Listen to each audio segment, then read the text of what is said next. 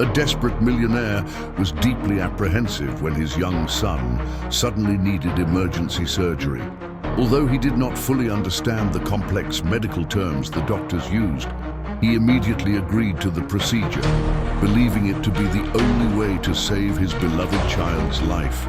Then, at the most critical and tense moment of his life, a poor girl bravely stormed into the hospital, running desperately through the halls until she found him, shouting with all the strength of her little lungs, "Stop the surgery, it's a terrible trap." The millionaire at first laughed with scorn at the absurd situation, sending the child away, believing she was only disrupting a delicate medical moment, until she pulled something mysterious from her pocket that literally made his heart stop beating.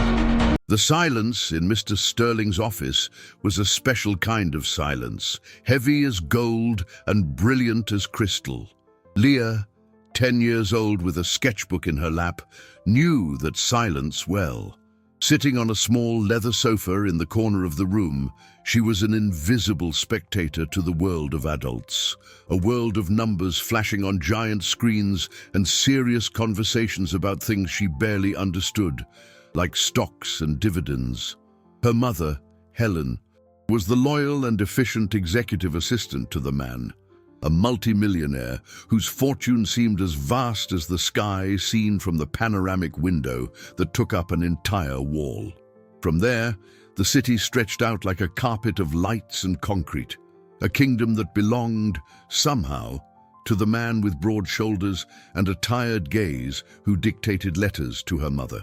Leah spent her school breaks there, a silent agreement so Helen could work without worry. For the girl, it was an opportunity to observe, and she observed everything. She noticed how Mr. Sterling, despite all his wealth and the deals involving figures in dollars and euros, smiled a sad smile whenever he looked at the picture of a beautiful woman on his desk, his first wife.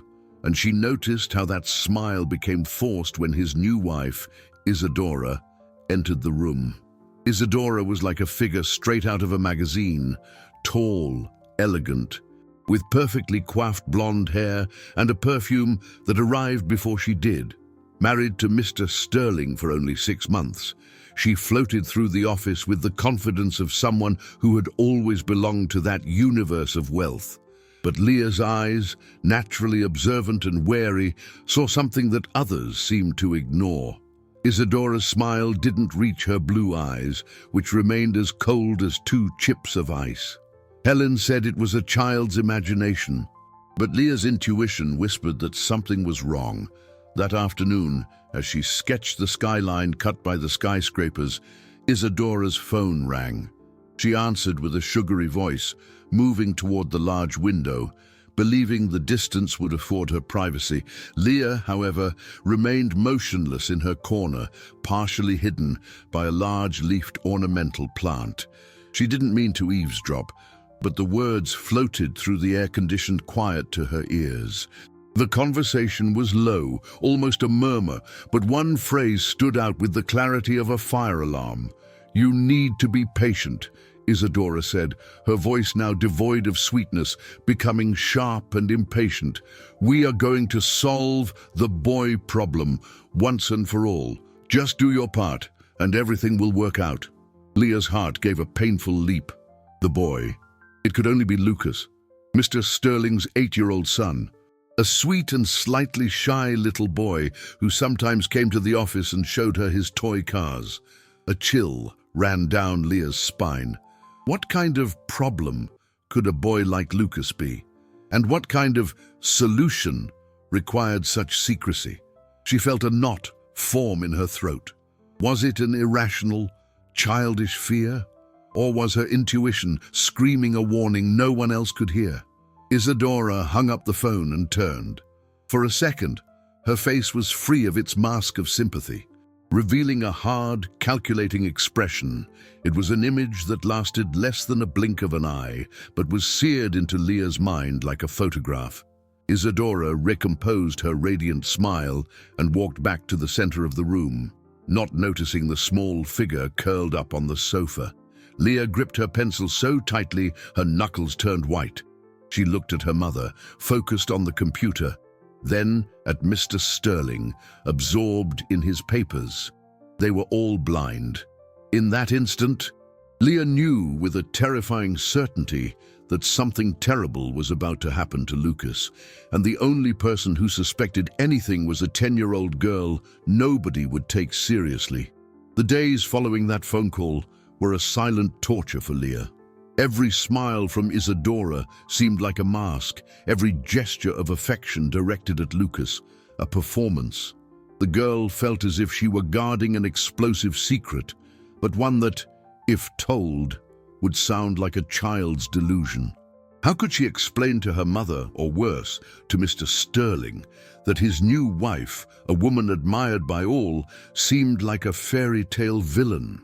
She contented herself with observing, her gaze following Isadora everywhere, trying to find a crack in her armor of perfection.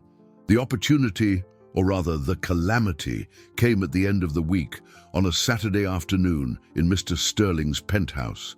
A place so large and luxurious it felt more like a palace suspended over the city. The millionaire's fortune was manifest in every detail, from the works of art on the walls to the infinity pool on the terrace. Leah was sitting on the living room floor, helping Lucas build a complex Lego castle. The boy was laughing, his eyes shining with joy at each new tower they managed to erect. Mr. Sterling watched them from an armchair, a rare, genuine smile on his face. Isadora was flipping through a fashion magazine, occasionally casting a bored glance in the children's direction. Suddenly, Lucas's laughter turned into a sharp groan. He dropped the pieces and clutched his stomach with both hands, his face contorting into a grimace of pain. "Dad, it hurts," he whispered, his voice weak. Mr. Sterling shot to his feet, concern instantly erasing his smile. "What is it, son? Where does it hurt?" But Lucas couldn't answer. He curled up on the rug, his body trembling, and let out a scream of agony so piercing it seemed to crack the crystal in the room. Chaos erupted. Mr. Sterling, a man used to commanding billion-dollar deals with calm and precision, was frantic. He scooped his son into his arms, his face pale with panic, while shouting for Helen, who was also present helping with preparations for an event, to call an ambulance. Amid the confusion, Leah's eyes locked on Isadora. She stood with her hand over her mouth in a performance of shock, but her eyes told a different story. For a split second, before the mask of distress settled completely, Leah saw it. It wasn't worry, it wasn't fear. It was a spark of satisfaction, a fleeting, dark glint of triumph. It was so fast that Leah almost doubted herself, but the image burned in her mind. Isadora rushed to help, rubbing Mr. Sterling's back and offering words of comfort that sounded hollow and empty. The race to the hospital was a blur of sirens and anguish. Mr. Sterling held Lucas's hand in the back of the ambulance, whispering promises that everything would be okay. His voice choked with despair. Leah and her mother followed in the car right behind, with Isadora at the wheel. From the back seat, Leah watched the woman's profile. As traffic frantically parted for the ambulance, Isadora remained impassive, her fingers tapping lightly on the leather steering wheel as if she were merely a little impatient with the delay. They arrived at the elite hospital, an imposing building where money could buy the best technology and the top specialists. Lucas was rushed to the emergency room. Hours crawled by in the private waiting room. Finally, a doctor entered. Mr. Sterling jumped up. "My son, how is he?" The doctor had a grave expression. "The situation is complex. We found something unexpected." Before he could continue, Leah looked at Isadora. She was standing beside her husband, her hand on his arm in a supportive gesture, but her gaze wasn't on the doctor. It was fixed on Arthur's terrified face, watching his reaction with a cold, calculating intensity, like a scientist observing an experiment. The private hospital waiting room was a cocoon of luxury and anxiety. The designer furniture and pastel-toned walls tried to convey a calm that no one there felt. Mr. Sterling, a man who controlled a vast empire of businesses and investments, seemed small and powerless before the doctor's white coat. Leah, sitting in a corner, hugged her knees, feeling the chill of the air conditioning like needles on her skin. The doctor's words, Dr. Evans, were a tangle of technical terms that floated in the air like smoke. Rare intestinal anomaly, a typical obstruction, need for further investigation. To Leah, it sounded like a foreign language, but the translation was clear on Arthur's devastated face. Fear, pure and absolute. Helen, her mother, was beside her, her hand on Leah's shoulder, trying to offer a comfort she didn't possess herself. "But what does that mean, Doctor? Is he going to be okay?" Arthur asked, his voice, normally so firm and commanding in meetings about capital and cash flow, now a trembling thread. "The condition requires immediate surgical intervention," Dr. Evans replied, his tone professional and distant. "We need to remove the obstruction and analyze the tissue. It's the only way to get a precise diagnosis and prevent more serious complications." Surgery. The word echoed in the room, heavy with danger. Leah saw Arthur's body falter, as if an invisible weight were pressing him down. It was Isadora who steadied him. "Darling, they're the best. They'll take care of our boy," she said, her voice soft and reassuring. She turned to the doctor. "Do whatever is necessary, doctor. We will spare no expense. Money is no object." As Isadora discussed the details with the doctor, exuding a cold efficiency that contrasted with Arthur's despair, Leah felt a shiver. The phrase she'd heard on the phone, "solve the boy problem," pounded in her head. Was this the solution? A mysterious surgery? Her eyes scanned the hallway through the partially open glass door. Doctors and nurses hurried past. It was then that she saw him, a man in a white coat standing further down the hall, talking to a nurse. He was younger than Dr. Evans, with a face that didn't seem familiar, but Leah knew him. The blood ran cold in her veins. She recognized him, not from the hospital. She had seen him before, days ago, sitting in a discreet coffee shop across the street from the office. And he hadn't been alone. He had been sitting at a table with Isadora. The memory hit her with the force of a punch. She had been at the office window, watching the street traffic to pass the time. She saw Isadora leave the building and cross the street, entering the small cafe. Minutes later, that same man arrived and sat with her. They talked for a long time, their heads bent toward each other in an air of confidentiality. It seemed like a serious conversation, almost a conspiracy. At the time, Leah hadn't thought much of it. Now, the scene replayed in her mind with alarming clarity. That man was no stranger. He was an acquaintance of Isadora's, and now he was here, dressed as a doctor, in the same hospital where Lucas was about to be operated on. A coincidence? Leah's intuition screamed that it wasn't. It was a piece of a terrifying puzzle she was just beginning to assemble. The man noticed he was being watched, and his gaze met Leah's for an instant. He quickly looked away, but not before she saw a flicker of recognition. Nerves. He said goodbye to the nurse and walked in the opposite direction, disappearing down another corridor. Leah felt her heart pound erratically. She looked at Isadora, now comforting Arthur, and then at the door through which the fake doctor had vanished. No one else had noticed. No one else knew the connection. It was her word, the memory of a 10-year-old girl against the impeccable facade of a wealthy, respected woman and the authority of an entire hospital. The fear she felt before transformed into something sharper, more urgent. She wasn't just imagining things. There was a plan in motion, a terrible plan, and she was the only witness. The smell of antiseptic seemed stronger now, almost suffocating. Leah felt as if the white hospital walls were closing in on her. The image of the man from the coffee shop, now disguised as a doctor, was seared into her mind.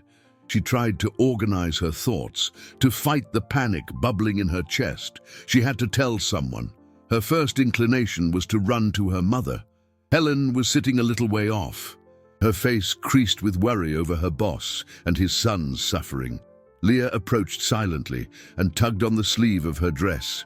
"Mom," she whispered, her voice so low it barely came out. "I saw something."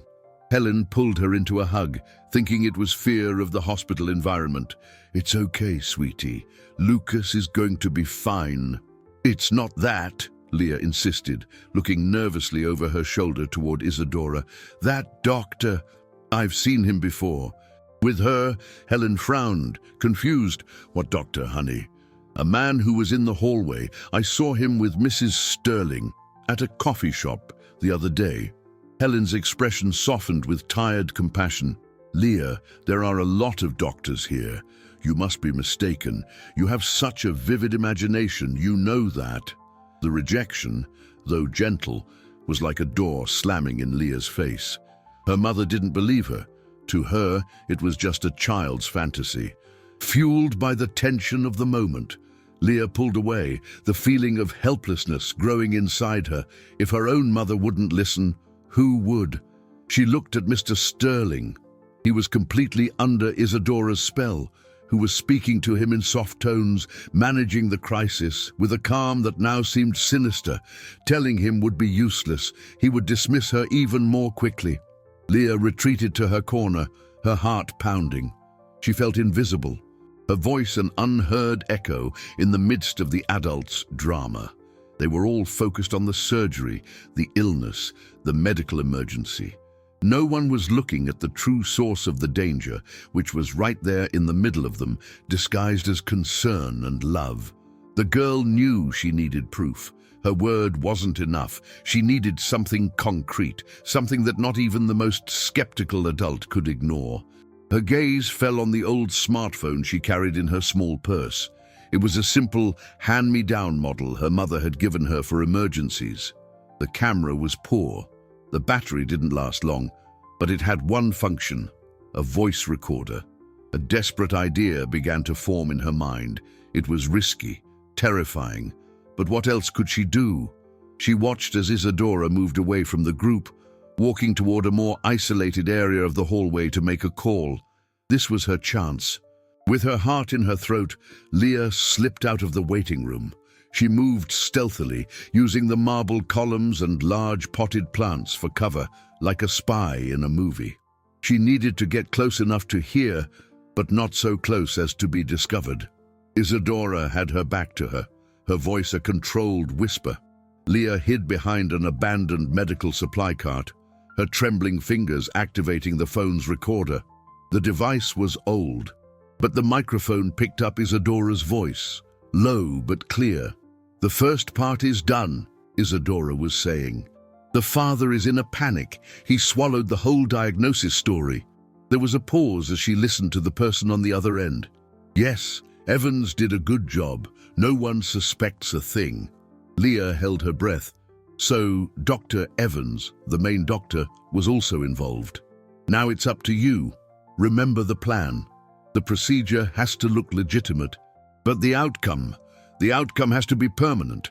I want him incapacitated, dependent.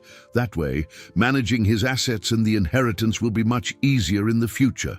A shiver of horror ran through Leah's body. Incapacitated, permanent. The words were monsters leaping from the phone. She wasn't just imagining it. It was worse than she could have ever dreamed. Isadora was planning to destroy the life of an 8-year-old child for money. The recording continued. Isadora's voice detailing the next steps, mentioning 2 other doctors who would be part of the team. Leah felt hot tears stream down her face, but she made no sound. She had the proof. Now, the hardest part, making someone believe her. With the recording on the phone weighing in her purse like a stone, Leah felt a terrifying mix of urgency and fear. She had the truth, a horrible truth captured in an audio file, but how could she deliver it? She returned to the waiting room, her face pale and her eyes wide, trying to look as normal as possible. Isadora also returned, the mask of the worried wife perfectly in place. She glanced at Leah for a moment, a quick, appraising look, and the girl felt her stomach turn to ice. Had she noticed something? Leah quickly averted her gaze, focusing on a random spot on the wall. her heart hammering against her ribs. She needed to act, and fast. Lucas's surgery was scheduled for the next morning. Time was running out.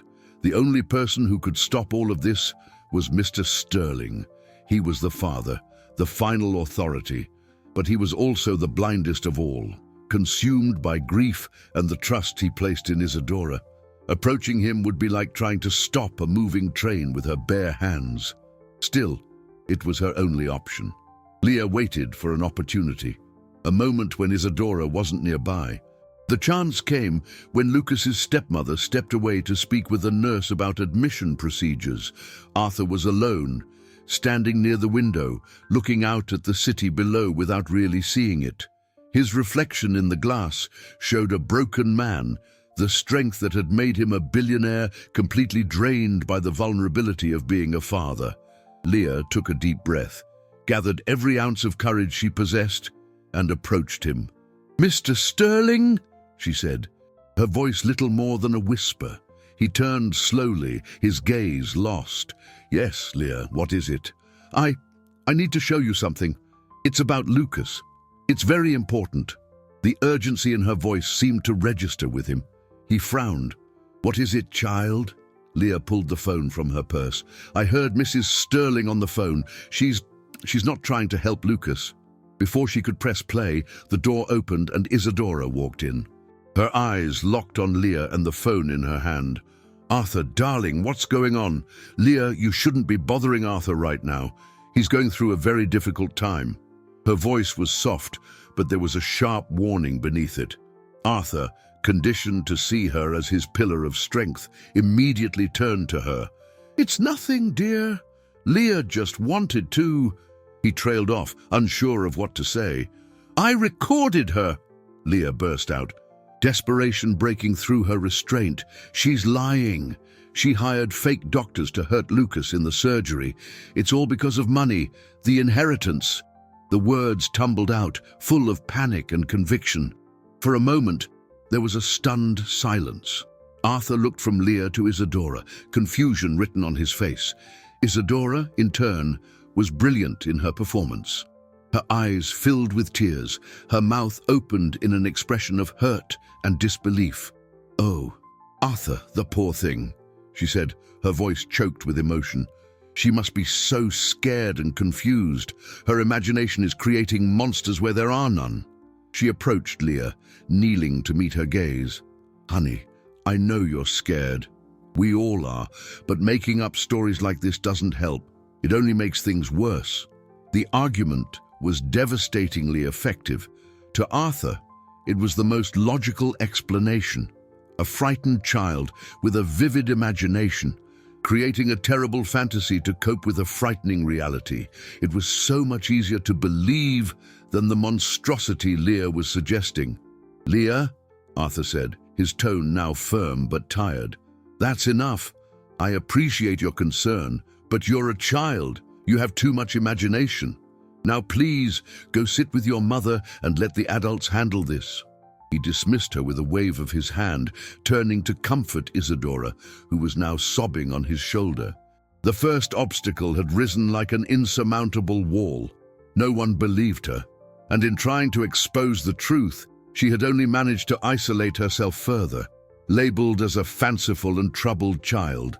The humiliation and despair burned in Leah's chest.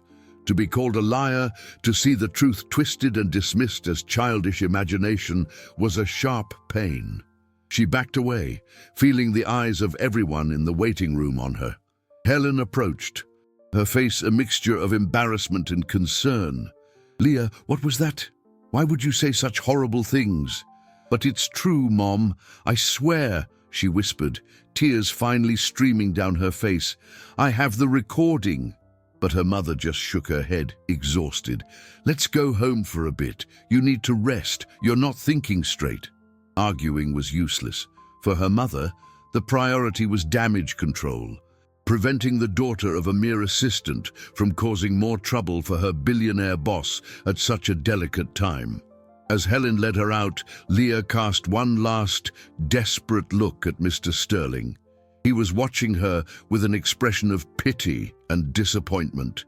Isadora, still in his arms, lifted her head and her gaze met Leah's over Arthur's shoulder. There were no more tears in her eyes. There was only a cold glint of victory, a silent warning. Leah had lost that battle. At the door of the waiting room, a hospital security guard, a tall, broad-shouldered man, approached them, discreetly summoned by Isadora. "Ma'am, is there a problem?" he asked Helen, his tone polite but firm. "Is the girl causing a disturbance?" "No, not at all," Helen hurried to say, squeezing Leah's hand. "We're just leaving. She's just a little overwhelmed." The guard escorted them to the elevator, his stern gaze fixed on Leah. It was a silent escort. But the message was clear. She was no longer welcome here. She was a disturbance. The drive home was silent. Helen was upset. Leah was devastated. She felt trapped in a nightmare where only she could see the monster. Arriving at their small apartment, which felt worlds away from the oppressive luxury of the hospital and the office, Leah locked herself in her room. She threw herself on the bed, the phone still in her hand. The recording was there, a tiny digital time bomb. But what good was it if no one was willing to listen? She felt completely alone. Lucas's surgery was in a few hours. Isadora's words echoed in her mind. The outcome has to be permanent. The image of Lucas's sweet smile, of his eyes shining as they built the castle, haunted her. She couldn't give up. It didn't matter that no one believed her. It didn't matter that they had thrown her out. She had to try again. But how? Going back to the hospital was impossible. The guard would stop her at the entrance. Trying to call Mr. Sterling, he wouldn't answer. Isadora would surely be monitoring all his calls. Leah looked out the window as night fell over the city. She thought of her mother, of her loyalty to Mr. Sterling, of her fear of losing the job that supported them both. Her mother was trying to protect her, but in doing so, she was helping to blind everyone. A desperate plan, a last-ditch effort, began to form in her mind. It was a risky gamble, one that could cost her mother her job and put them in an even worse situation. But the alternative, the image of Lucas being permanently harmed by pure greed, was unbearable. She picked up her phone and, with trembling fingers, began to search for a number she had once seen in the office directory. It wasn't Mr. Sterling's personal number, but that of his right-hand man, a man named Robert Mason, the head of security for his business empire, known for his fierce loyalty and skepticism. If there was anyone besides Arthur who had the power to intervene and who might, just might, be convinced by irrefutable proof, it was him. But to get through to him, she would need help, and the only person who could provide it was the one who didn't believe her, her mother. The atmosphere in the apartment was thick and heavy. Helen was making tea in the kitchen, her movements slow and deliberate, her mind clearly elsewhere. Leah came out of her room, phone in hand, her face set with the determination only desperation can forge. "Mom," she began, her voice surprisingly firm, "I know you don't believe me. I know you think I'm imagining things, but I need you to listen. Not as my mom, but as the person who's known Mr. Sterling longer than anyone." Helen sighed, turning to face her daughter. "Leah, that's enough. You caused a terrible scene. I almost lost my job. You'll lose your job anyway if Lucas gets hurt, and Mr. Sterling finds out Isadora was behind it all and no one did anything." Leah retorted, her voice rising an octave. "He'll never forgive you for not listening to me."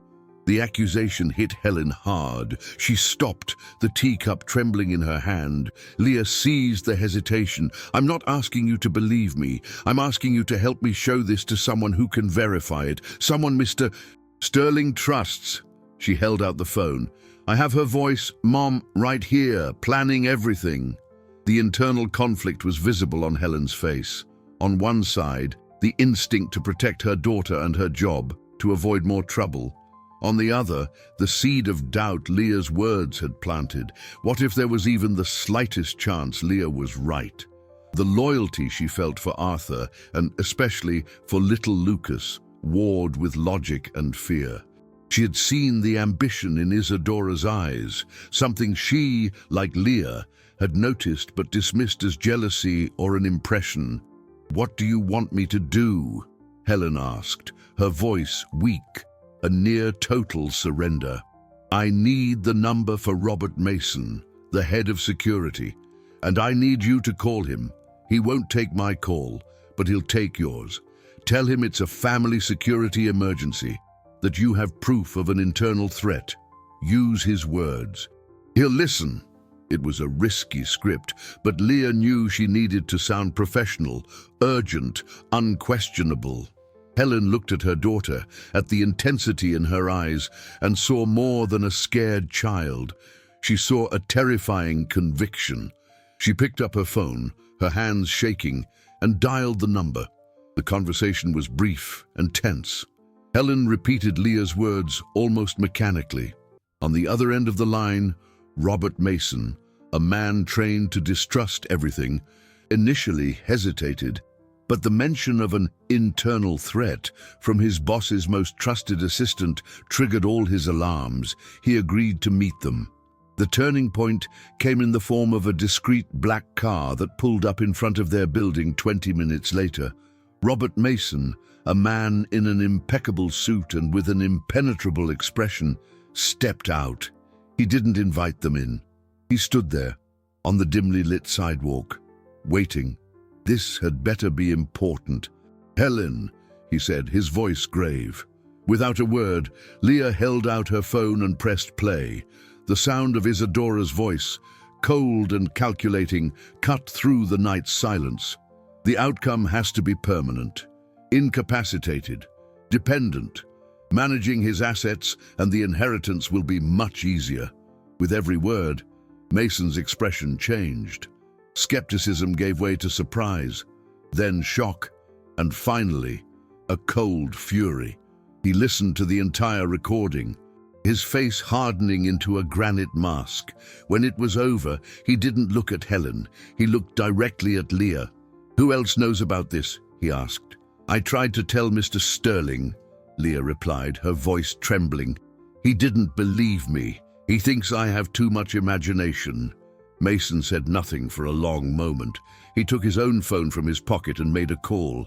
"Change the security protocol on the surgical floor. No one enters or leaves the operating room without my personal authorization. No one. Understood." He hung up and turned to them. "Get in the car. You're coming with me." Leah's world, which moments before had been a dead end, suddenly opened up. The gear she had been trying to turn alone had finally engaged with a much greater force. For the first time that long, terrible night, a small, fragile flame of hope began to flicker inside her. The surgery hadn't started yet. Maybe, just maybe, there was still time. The interior of Robert Mason's car was silent and smelled of leather. Leah sat in the back next to her mother, the hum of the engine the only sound as they cut through the city's sleeping streets. The speed at which they moved was a reflection of the urgency that now electrified the air. Helen held her daughter's hand tightly, a mixture of fear and pride in her eyes. She looked at Leah as if seeing her for the first time, no longer a fragile child, but an unexpected force. Mason drove with intense concentration, his jaw clenched. He made short, precise calls, using codes and jargon Leah didn't understand, but which conveyed unquestionable authority. He was mobilizing his team, activating protocols, building an invisible barrier around Lucas. "Miss," Mason said suddenly, without taking his eyes off the road, addressing Leah. The formal term surprised her. In the recording, she mentioned 3 imposters. "Did you see any of their faces?"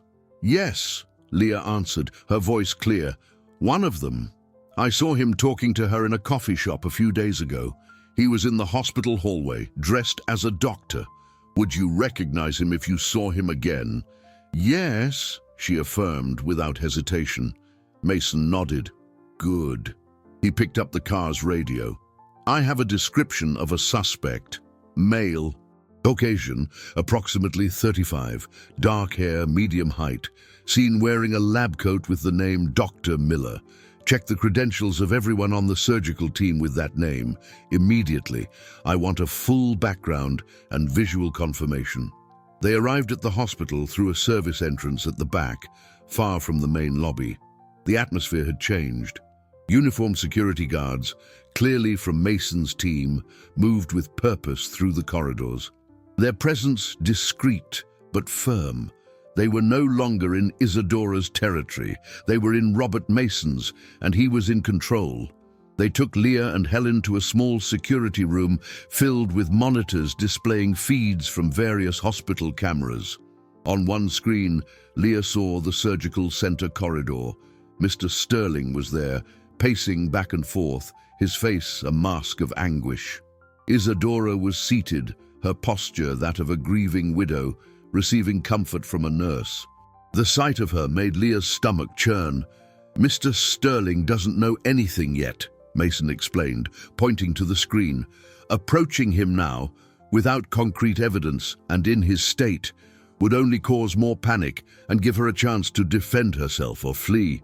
We need to catch them in the act." He turned to one of his men. "Did you get the photos of the surgical team?" The man handed a tablet to Mason. He passed it to Leah. "Look carefully," he said. Leah took the device, her hands sweating. There were photos of 6 people, surgeons, anesthesiologists, nurses. She swiped through them one by one, the first, the second, the third. Nothing. Her heart began to sink.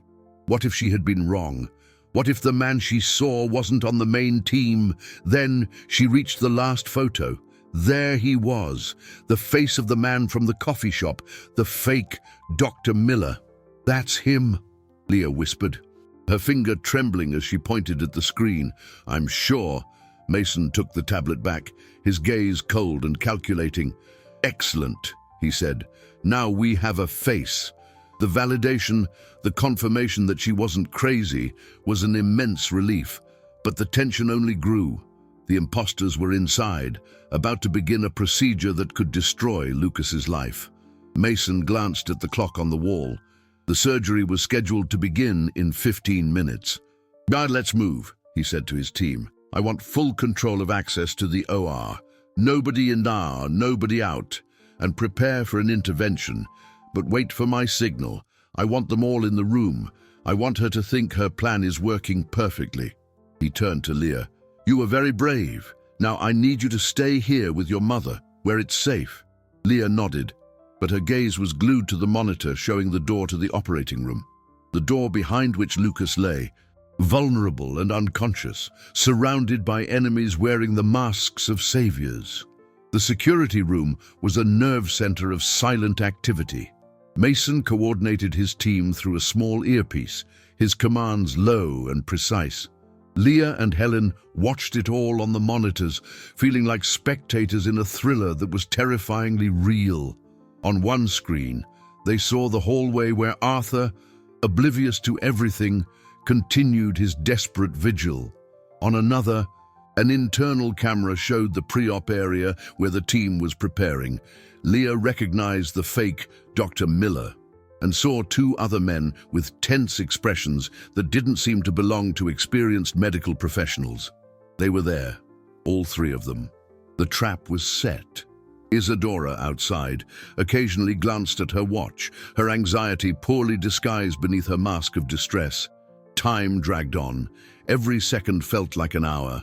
Leah bit her nails, her eyes fixed on the closed door of the operating room. Lucas was in there, alone with them. "Why don't they go in now?" she whispered to her mother. "Why are they waiting?" Helen, though equally terrified, tried to remain calm.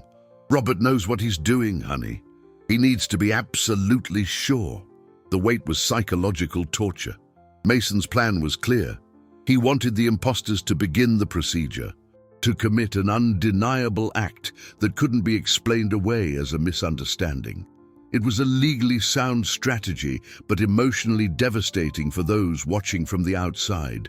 Lucas's life was being used as bait. Suddenly, the security room door opened. One of Mason's men entered hurriedly, his face serious. "Sir, we have a problem. The wife, Isadora, she's trying to get into the surgical center. Says she wants to see the boy one last time before the anesthesia." Mason frowned. This wasn't part of the plan. Deny her entry. Use any excuse. Contamination, protocol, whatever it takes. "We've tried, sir. She's making a scene. Mr. Sterling is with her, demanding they let her pass. The hospital staff is caving to the pressure." Leah's heart went cold. Isadora was trying to get in. Why? To ensure everything went as planned. To supervise the final act. Or had she suspected something? Mason swore under his breath. The situation was slipping from his control.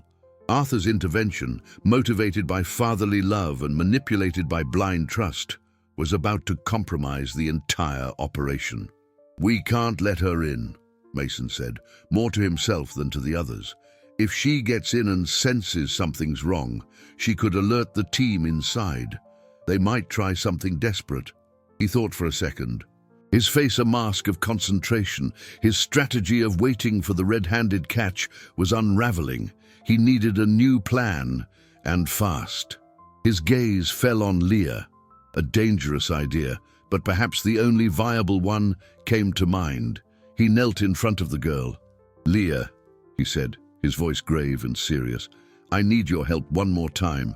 Your father, Mr. Sterling, he won't believe me. He won't believe anyone, except maybe you, but not with words. He needs to see. He needs to understand what's at stake." Leah looked at him, fear mixed with confusion. "What do I have to do?" "I'm going to create a distraction. I'll get Isadora out of the hallway for a moment. In that instant, I want you to go to Mr. Sterling. Don't say anything. Just hand him your phone with the recording ready to play and tell him to listen with headphones so no one else can hear. Do you think you can do that?" It was a huge request. To go back there, to face the man who had humiliated her, who had called her a liar, but it was for Lucas. She took a deep breath and nodded, her chin firm. "Yes, I can do it." Mason put a hand on her shoulder. "Be quick. We have less than 5 minutes before they begin." Following one of Mason's security guards through service corridors that smelled of cleaning products, Leah felt her heart beating uncontrollably. The phone was in her hand, the screen lit up on the audio file, ready. With every step, Mr. Sterling's words of rebuke echoed in her mind. "You have too much imagination." The fear of rejection was almost as great as the fear for what was happening in the operating room. The guard stopped at a corner, just before the main hallway. "Wait here," he whispered. "On my signal." Leah peeked around the corner. She saw the scene as if on one of the monitors. Arthur, his face ravaged, arguing with a head nurse. Isadora was beside him, looking the picture of anguish, insisting on her right to see the boy. Then Mason's distraction began. A low-risk but annoying alarm sounded in a distant wing. Another security guard approached Isadora. "Ma'am, excuse me. There's been an issue with your visitor registration. Could you accompany me to the front desk for a moment to clarify?" "Now, do you see the situation I'm in?" she protested, outraged. "It's an administrative order, ma'am. Security protocol. It won't take long." The guard's firm, bureaucratic insistence was effective. With a furious look, but not wanting to create a bigger scene, Isadora relented. "Arthur, I'll be back in a minute. Don't let them start without me." She walked away, escorted by the guard, leaving Arthur alone and even more frustrated. It was the window of opportunity. The guard beside Leah gave a nod. "Now." Leah took a deep breath and stepped out from her hiding place. She walked toward Arthur, her knees feeling weak. He saw her approach, and his expression grew even darker, a mixture of irritation and exhaustion. "Leah, what are you doing here? I told you." "Please," she interrupted, her voice trembling but firm. She held out the phone and a pair of earbuds Mason had given her. "Don't say anything, just listen. For Lucas. If you still think it's my imagination after you listen, I swear I'll disappear and never bother you again." The intensity in her gaze, the desperate plea in her voice, the simple but meaningful gesture made Arthur hesitate. There was something different about Leah. The fantasy had given way to a grim gravity that was impossible to ignore. Reluctantly, he took the phone and the earbuds. He glanced around the now quieter hallway and put the buds in his ears. Leah pressed play. She watched his face as the voice of Isadora, his own wife, came through the small speakers, clear and unmistakable. First came confusion. Arthur's brow furrowed. Then disbelief. His eyes widened, fixing on hers. He shook his head slightly, as if he couldn't believe what he was hearing. And then, as the words incapacitated, permanent, managing his assets, were spoken, the disbelief turned into a Dostoevskian horror. The color drained from his face. His hand, holding the phone, began to shake violently. The man who had built a financial empire, a titan of the business world, seemed to crumble from within. He tore the earbuds out, the tinny, metallic sound of Isadora's voice still audible in the tense silence. He looked at Leah, and for the first time, he saw her. He saw the truth in her eyes, the courage, the terror she had carried alone. And in his own eyes, Leah saw the pain of a betrayal so deep it was almost physical, the agony of a man who realized he had been blind, that his love and loneliness had made him a fool, and that this foolishness had almost cost his own son's future. He opened his mouth to speak, but no sound came out. At that moment, Isadora returned to the hallway, her face red with anger from the registration mix-up. How absurd! Everything was in order. "Arthur, what is it? What is this girl doing to you?" The look Arthur gave her was not one of love, nor of concern. It was the look of a man at a complete stranger, a monster he had welcomed into his home and his heart. The truth, finally, had exploded. The air in the hallway grew thin, charged with an almost visible electricity. Isadora stopped short, her annoyed smile freezing as she saw the expression on Arthur's face. She looked from her paralyzed husband to the phone in his hand, and then to Leah, who stood, small but unshakable, between them. The understanding of what had happened hit her like a wave of ice water. The game was over. Her mask of the devoted wife disintegrated, revealing the calculating coldness beneath. "Arthur, what did she show you?" she began, her voice trying to find a tone of innocence but sounding only fragile and guilty. "Don't listen to her. It's a manipulated recording, a lie." But it was too late. Her voice, coming from the device, was unmistakable. Arthur raised a hand, not in anger, but with an infinite exhaustion, silencing her. His gaze was empty, the look of a man whose world had just been imploded. The pain of betrayal was so overwhelming it had struck him dumb. In that exact moment, Robert Mason and his team appeared, moving with silent efficiency. They took up positions, blocking the corridor's exits. Two of them approached Isadora, who backed away, panic finally stamped on her face. "What is this?" "Arthur, tell them to stop," she screamed, her voice shrill. Arthur didn't answer. He just looked at the door of the operating room, the reality of what was happening inside hitting him with full force. "My son," he whispered, the first word he managed to utter, a raw sound of pure terror. "Team, move in, now!" Mason commanded into his radio. The operating room door clicked open electronically, and his men poured inside, taking the three imposters by surprise. There was a brief moment of confusion, the clatter of instruments falling to the floor. On the monitors back in the security room, where Helen had been taken, she watched the scene unfold. The fake doctors, hands in the air, surrounded. One of them held a scalpel not to cut and heal, but to inflict irreparable damage, damage that had been stopped at the last possible second. The surgery hadn't begun, but they had been ready. The intervention had been precise, timed to perfection.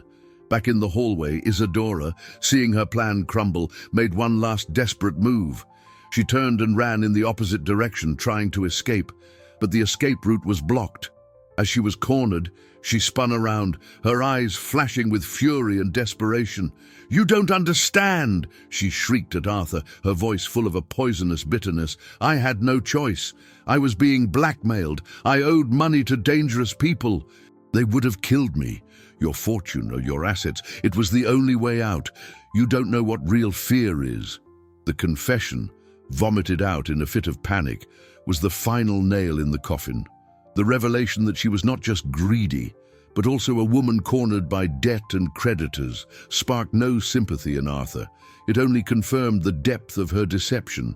As the security guards restrained her, she shot a look full of hatred at Leah. "You!" she spat. "Do you little meddler? You'll regret this. I'll make sure your life and your mother's become a living hell." The threat, made in front of witnesses, was her last mistake. Mason signaled to his men. "Take her!" They led her away, struggling and screaming, down the hall. Arthur stood, staggering, leaning against the wall. He looked at Leah, the girl he had dismissed, the unlikely hero who had saved his son. The relief of knowing Lucas was safe, mixed with the crushing shame of his own blindness. He, the multi-millionaire, the titan of industry, had been so completely fooled, while a 10-year-old child saw the truth all along. Leah's victory had come at a terrible cost, the destruction of this family's peace and trust, exposing the fragility of a lonely father who let himself be deceived by the need for companionship. The silence that followed Isadora's removal was more deafening than her screams. Arthur slid down the wall until he was sitting on the cold corridor floor, his head in his hands, his body shaking with silent sobs. The image of strength and power he projected to the world had unraveled, revealing the vulnerable man beneath, a terrified father and a betrayed husband. Leah remained where she was, unsure what to do or say. She had won. She had saved Lucas. But the scene before her didn't feel like a victory. It felt like a demolition. Robert Mason approached Arthur, his voice surprisingly gentle. "Sir, the boy is safe. The real medical team is with him now, running a full evaluation. The imposters are in custody." Arthur looked up, his eyes red and filled with a profound pain. He didn't look at Mason. He looked at Leah. "She was right," he whispered, his voice hoarse. A child had more wisdom than all my experience, all my money." He tried to stand, but his legs were weak. The empire he commanded, the assets and liabilities he managed with such precision, none of it had prepared him for the emotional bankruptcy he was experiencing. Helen, who'd been allowed to leave the security room, rushed to Leah's side, hugging her daughter tightly. "You did it, my love. You did it." She wept quietly, relief and pride overflowing. Leah buried her face in her mother's shoulder. The tension of the last 48 hours finally caught up with her, and she began to sob, not from sadness, but from exhaustion and relief. In that moment of vulnerability and catharsis, a door opened further down the hall. It was the real Dr. Evans, the original doctor who, under duress and payment, had made the false diagnosis. His face was pale, and he was escorted by 2 of Mason's men. He stopped, looking at the scene of devastation he had helped create. Arthur saw him, and for the first time, a spark of the old fury glinted in his eyes. "You," he growled, his voice low and dangerous. "You are going to let them hurt my son." The doctor flinched, unable to meet Arthur's gaze. "They threatened me. They said they would. I don't care about your excuses." Arthur cut him off, his voice gaining strength. He stood up, leaning on Mason, his body still trembling but his spine straightening. This was the man who built and destroyed fortunes, and his focus was now on securing justice. The door to the recovery room opened and a nurse appeared, smiling. "Mr. Sterling, your son is awake. He's a little groggy, but he's asking for you." Those words were like a balm, the first good news in a day of horrors. Arthur's face transformed. The pain and anger gave way to overwhelming relief. He took a step toward the room but stopped. He turned and walked to Leah, who was still in her mother's arms. He knelt in front of her, the billionaire before his assistant's daughter. The difference in status, wealth, and power evaporated in that hospital corridor. They were just two people, one who had been saved and one who had done the saving. "Leah," he said, his voice thick with emotion, "I have no words. Thank you is not enough. You gave me my son back. I was a fool, blind and arrogant. You tried to warn me, and I didn't listen." Tears were now streaming freely down his face, tears of gratitude and regret. "Can you forgive me?" Leah, her own eyes filled with tears, simply nodded. She didn't see her mother's boss, the powerful man. She saw a father who loved his son as much as her mother loved her. On impulse, she reached out her arms and hugged him. Arthur wrapped her in his arms, an embrace that was as much an apology as it was a thank you. In that hug, in the midst of the chaos and pain, a bridge was built. The trust he had placed in the wrong person, a trust based on loneliness and appearance, was destroyed, and a new trust, forged in courage and truth, began to be born. He finally recognized that a child's wisdom, pure and unvarnished, had been more valuable than his entire fortune in gold, stocks, and crypto. The weeks that followed were a period of slow, delicate reconstruction. The storm had passed, but it had left wreckage that needed to be carefully cleared away. The arrest of Isadora and her accomplices, including Dr. Evans, became news in financial circles, a hushed scandal of greed and betrayal. The most sordid details were kept from the press, thanks to Arthur's influence and Robert's efficiency, but the truth circulated where it mattered. Isadora, confronted with the recording and the testimony of her partners, who quickly turned on her to save themselves, had no defense. It was discovered she was drowning in gambling debts and bad investments, pressured by ruthless creditors.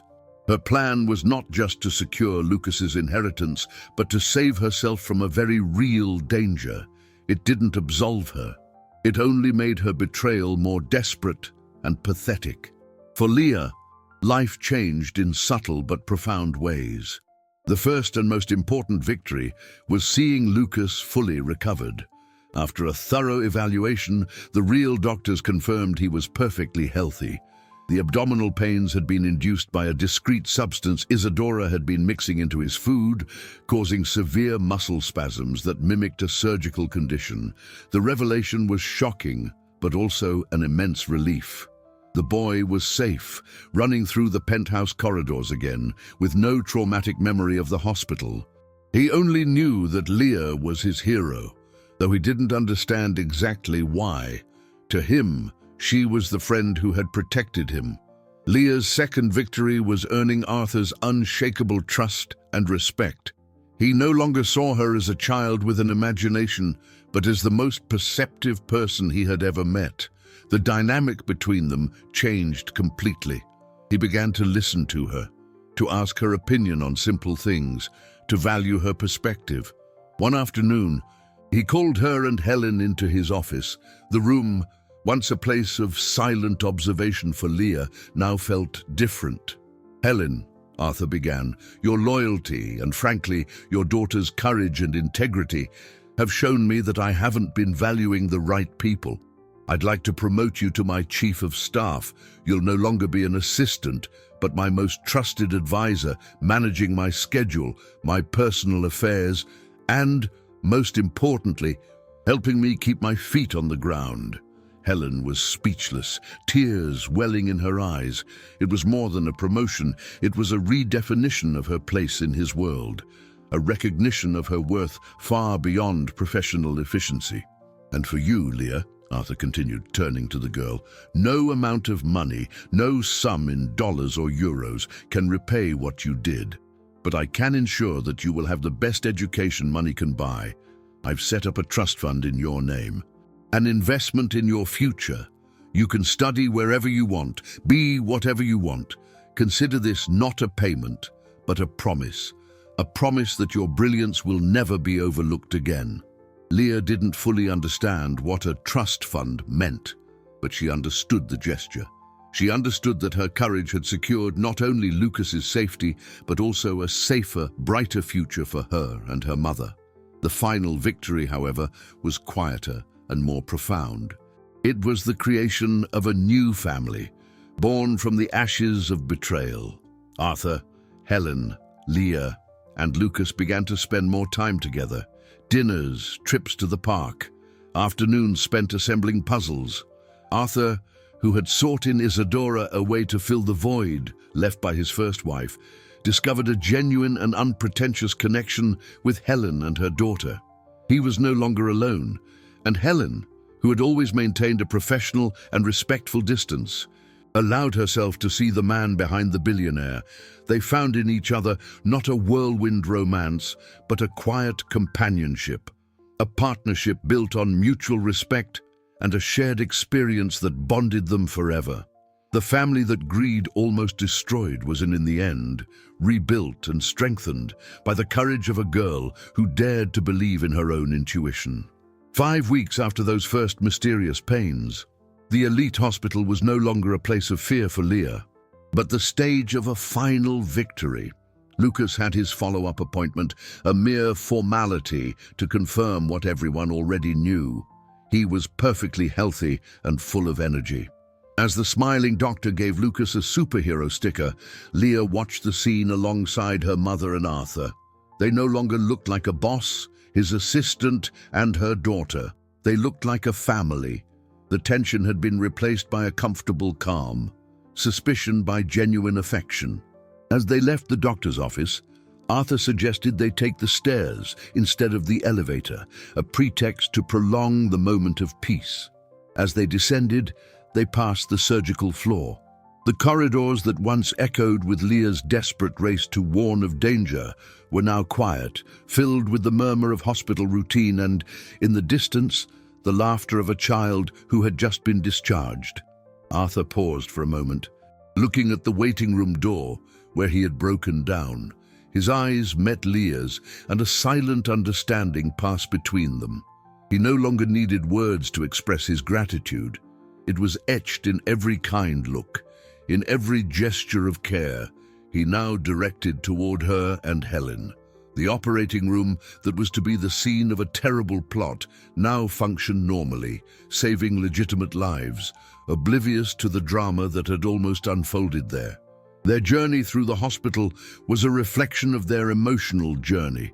They had walked through fear and betrayal to find a place of safety and mutual trust. The girl no one believed had discovered that courage has no age or social class when it comes to protecting the innocent.